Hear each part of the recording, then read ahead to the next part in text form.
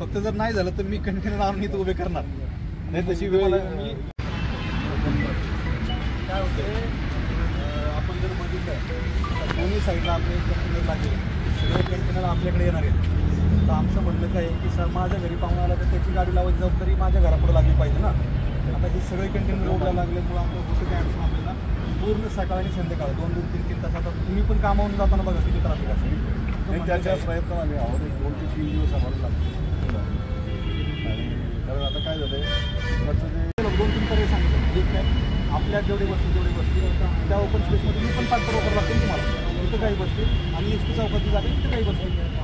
आणि एकदा हे जे सगळे कॉन्ट्रॅक्टर